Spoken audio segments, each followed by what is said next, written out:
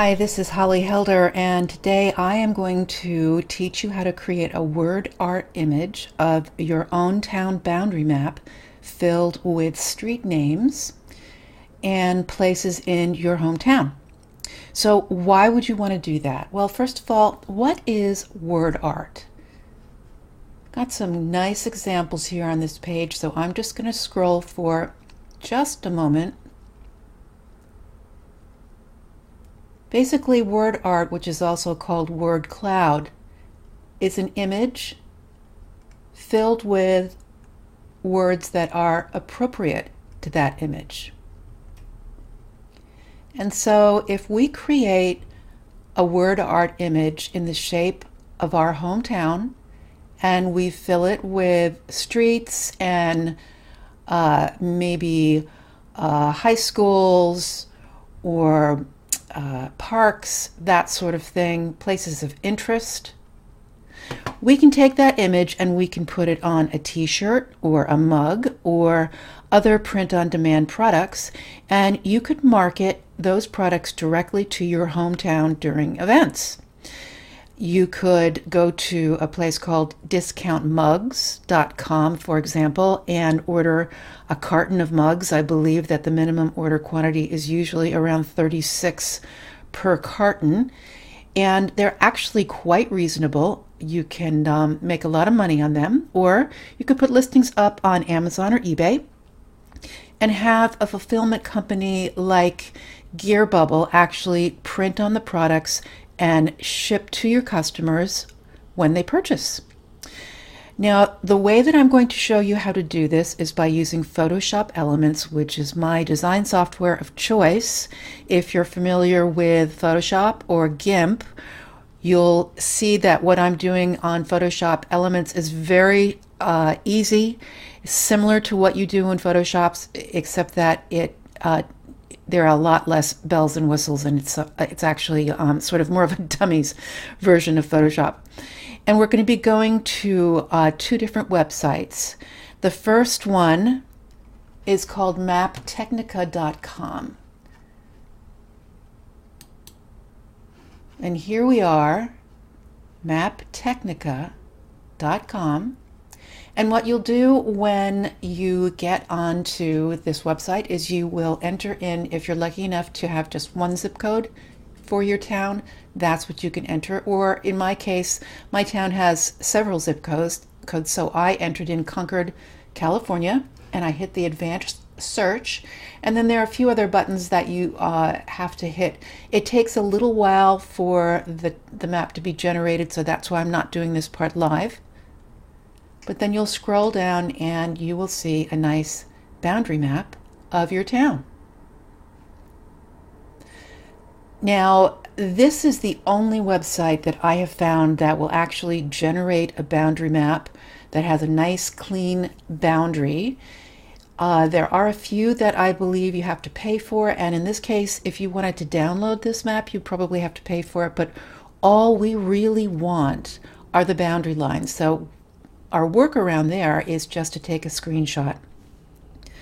On a PC, to take a screenshot, from what I remember the last time I tried, there is a button up at the top of your keyboard for screenshots, and it may even just take a screenshot of your entire desktop.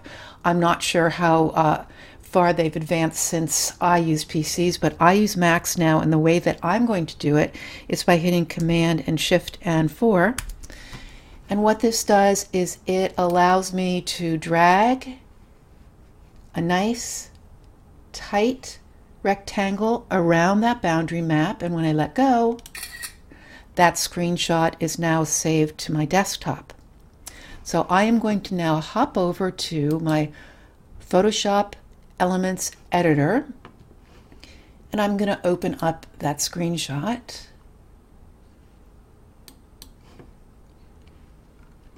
You just navigate down to wherever your screenshots reside and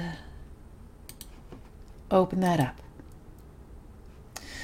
So the first thing that we want to do is get rid of everything but the boundary lines. And to do that, we're going to zoom in, which is not going to increase the size of the image per se.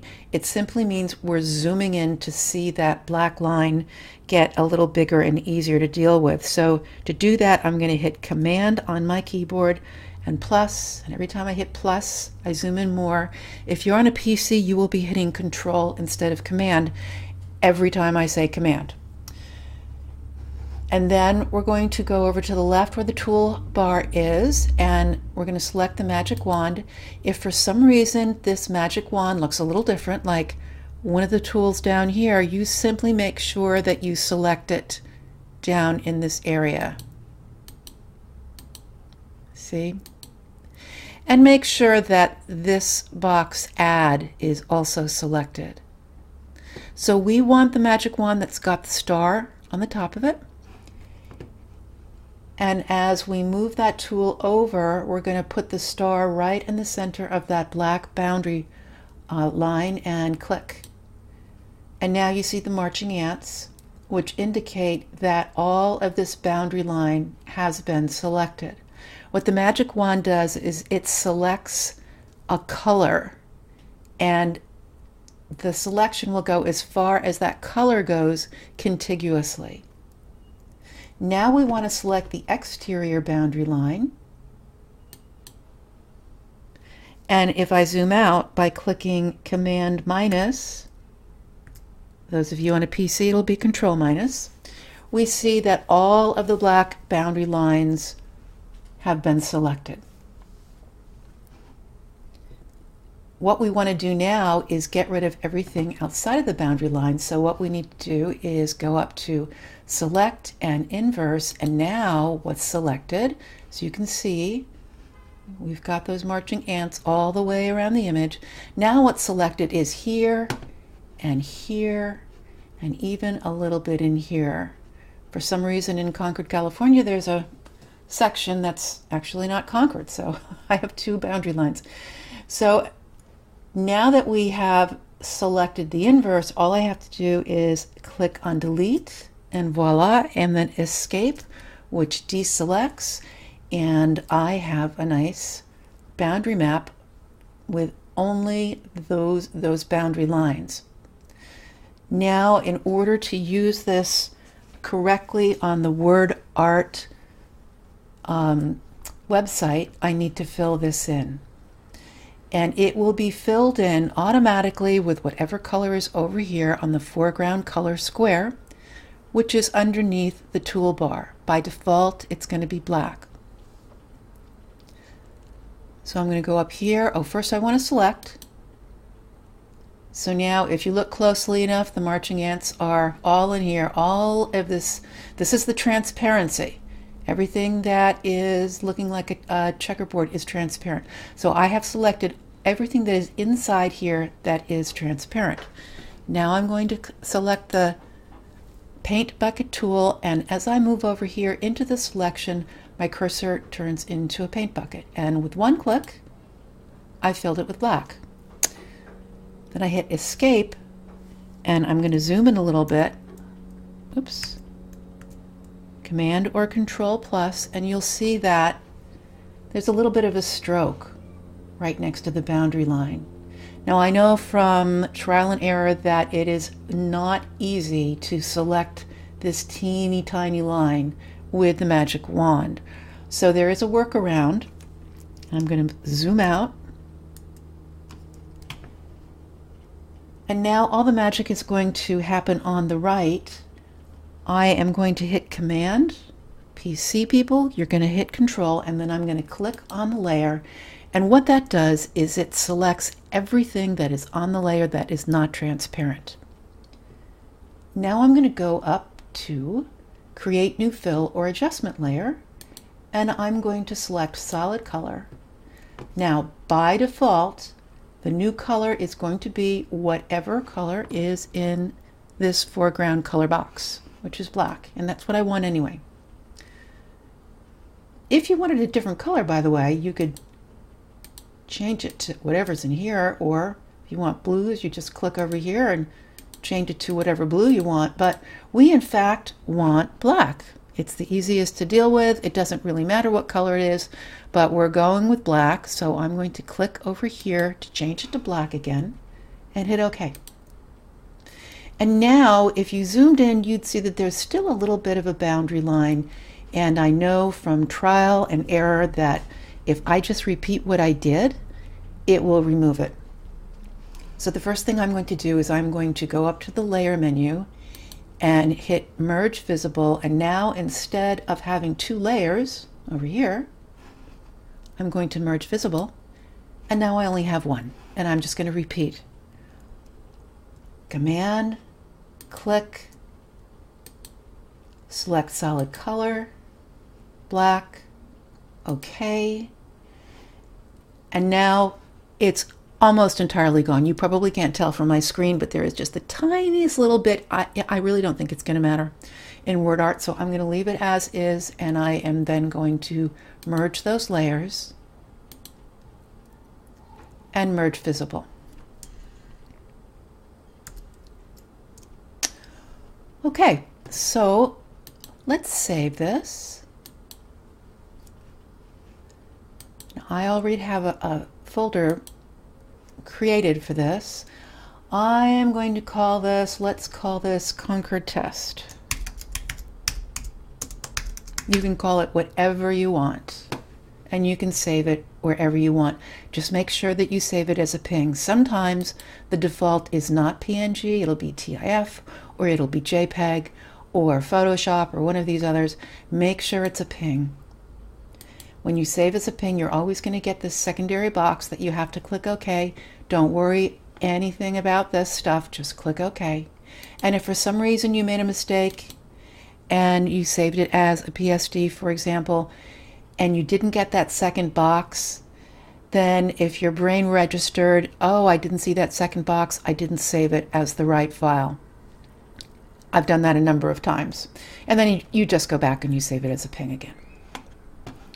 Now we're going to move over to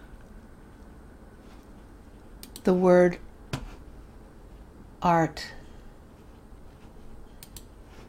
website. Now what I did, first I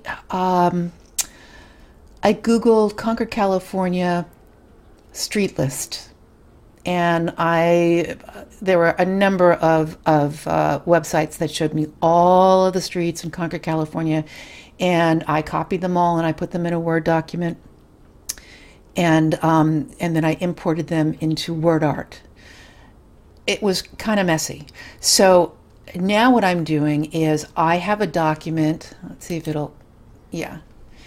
What I did was I just took the major streets and some of the areas of interest. Like we have a little airport, and we have a pavilion where you can go and see shows.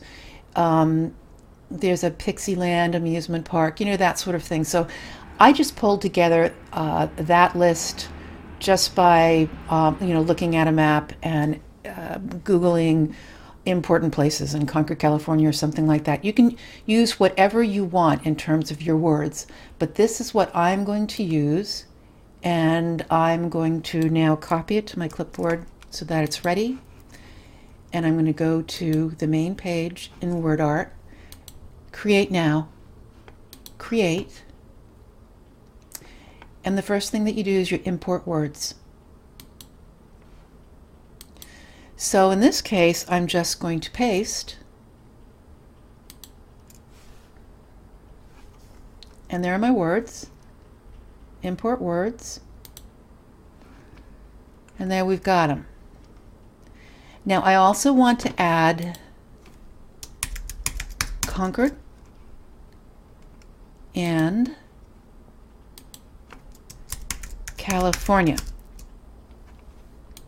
And I want them to stand out. So I'm going to enter in 8 for the size. California can be a little bit smaller, let's say 6. All of these others are going to be random sizes.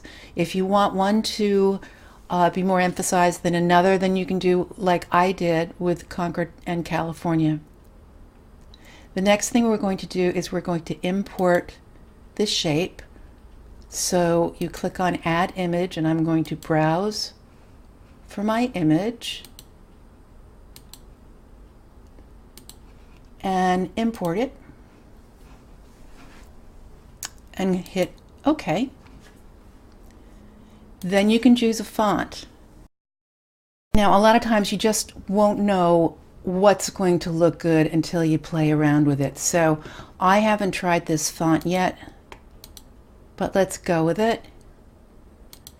Layout, I have tried all different kinds of things, and I think I am going to choose horizontal and vertical this time. We can fool around with that also after we've done it. Colors and animations, if this will always be selected by default, and usually you don't want to use this. In our case, the colors would all be black, and that wouldn't be very pretty, so definitely uncheck that. I'm not crazy about any of these colors. I think red would be nice, so I'm going to click Add. I think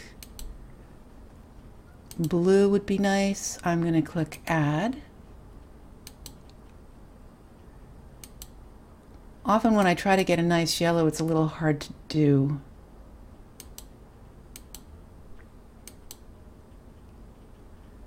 But let's try it, and if I can find a nice green, maybe something a little darker. Okay, we'll add that. We'll try to stay with the primaries. The background color, this is very important. It must be transparent. Make sure that you select that. And we're pretty much done. So now let's just click on Visualize. And there we go. Not bad. Let's try another one. So you can really go to town here. Now, if you wanted, you could also play around with the layout by clicking this and then Visualize. And you know, I kind of like that. Let's try that.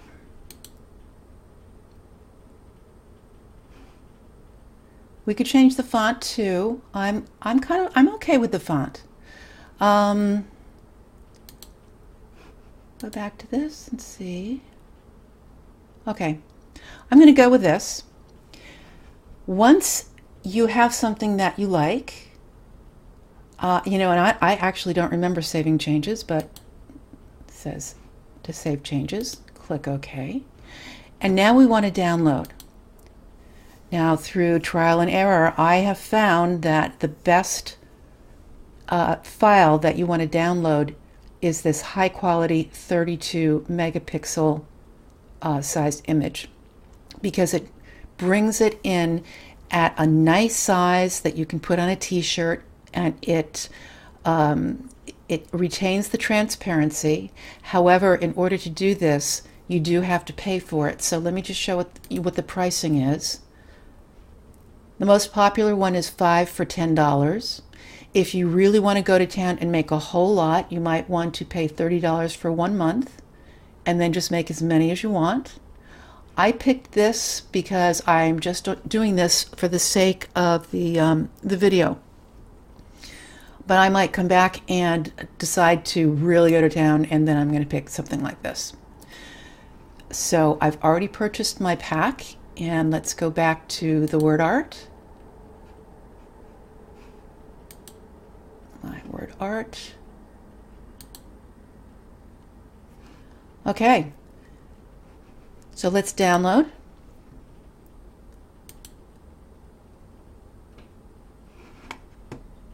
And I'm going to hop on over to my Elements and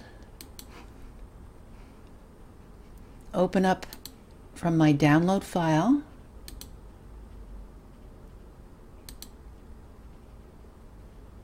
Where to go? Here we go. And there is our word art. Now I just happen to have the Murch template, which is 15 inches wide, and I usually drag a guideline to 7.5. Now this is not going to show up on the image, but this tells me where the center of my template is. Then if I go into my word art, I do want to crop this as tightly as I can, so I'm going to go over here into the toolbar and choose the crop tool.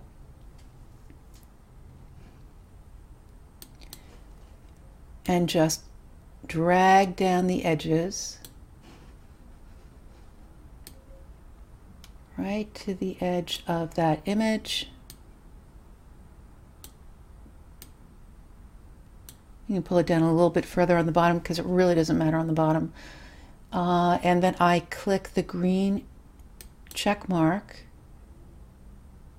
and I've got a nice tight image. If I go over here to the move tool and click on that, if you look closely enough, you will see there's a little dot here. That is the center of this image, and that will snap to that guideline when I drag it onto the Murch template. So in order to do that, I go into my photo bin and I click on the template, and then I simply drag this up, let go, and it is centered right here. Now this is too big, so I'm going to grab onto one of the corners and shrink it a little bit.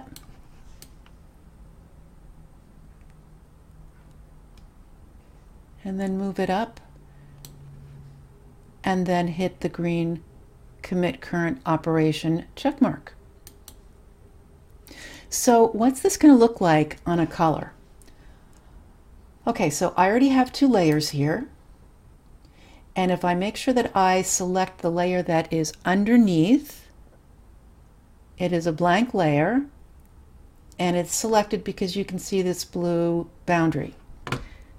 I'm going to come over here and pick our paint bucket tool again and simply go over here and click. There we go. That's what it's going to look like. Now that is very colorful. It's a little busy, but word art tends to be busy. If we had increased the size of some of these roads, it might not look quite so busy. That's really just something that you have to kind of practice and play around with. So I would then click on the eyeball to get rid of the black, and I would then save this, and you all know how to do that.